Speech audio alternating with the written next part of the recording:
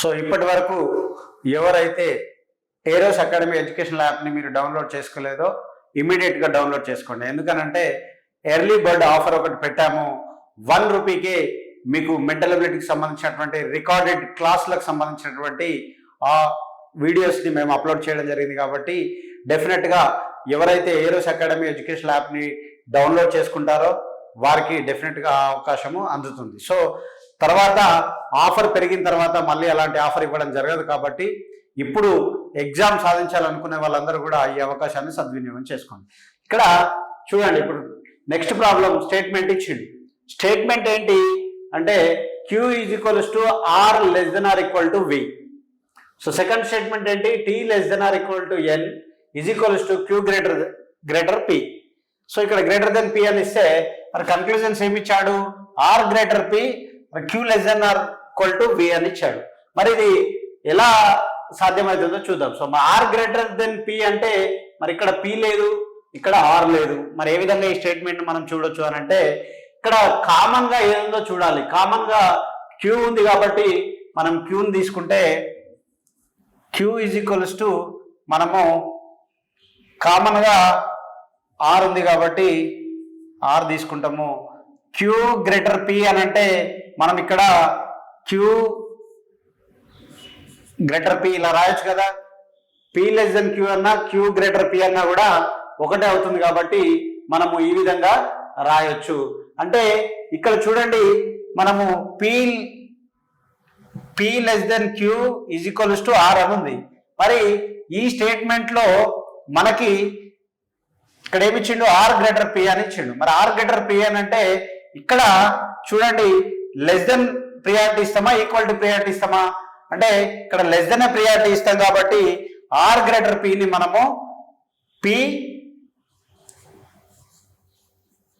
R అని కూడా అంటాము.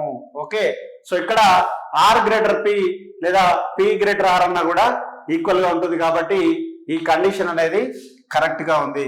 మరి నెక్స్ట్ Q < V అన్నాడు. మరి ఇక్కడ Q ఉంది, V ఉంది కాబట్టి కండిషన్స్ అప్లై చేయండి.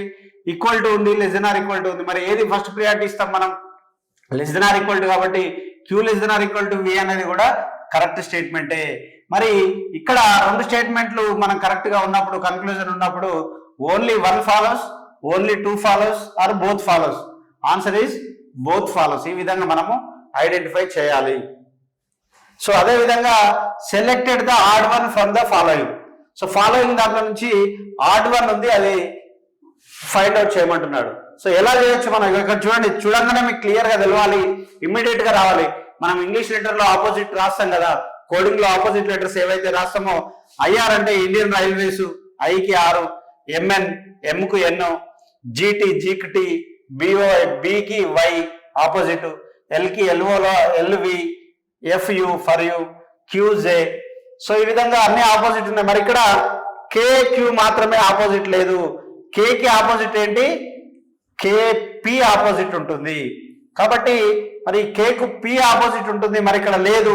ఇక్కడ మాత్రం M కు ఆపోజిట్ N ఉంటుంది, F కు ఆపోజిట్ U ఉంటుంది, ఇక్కడ G కి ఆపోజిట్ T ఉంటుంది, L కు ఆపోజిట్ O ఉంటుంది, B కి ఆపోజిట్ Y ఉంటుంది, Q కు ఆపోజిట్ J కు ఆపోజిట్ Q ఉంటుంది.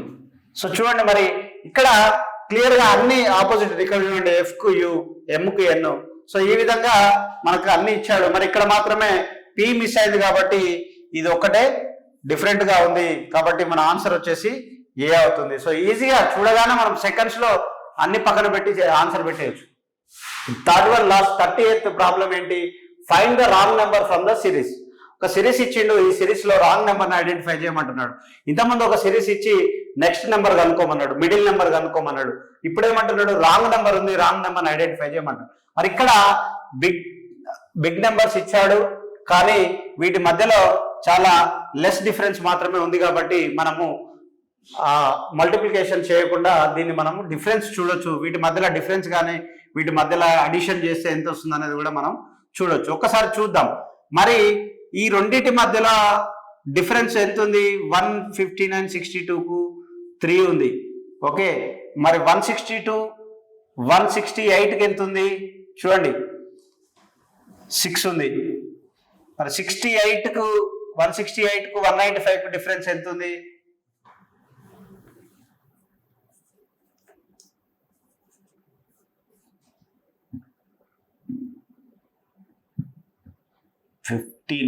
15 నుంచి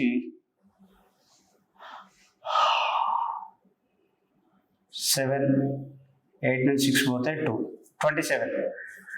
27. మరి 195 259కి డిఫరెన్స్ ఎంత ఉంది చూడండి. 259 195 4 15 నుంచి 9 పోతే 64 ఉంది. చూడండి ఇక్కడ ఈ డిఫరెన్స్ కనుక మనం చూసుకున్నట్టయితే ఇక్కడ 3 ఉంది, ఇక్కడ 6 ఉంది, 27 ఉంది, 64 ఉంది. మరి ఇక్కడ మనకి ఏం గుర్తుకు రావాలి? చూడండి ఇక్కడ ఇవి రెండు పర్ఫెక్ట్ క్యూబ్స్ ఉన్నాయి. ఇక్కడ 3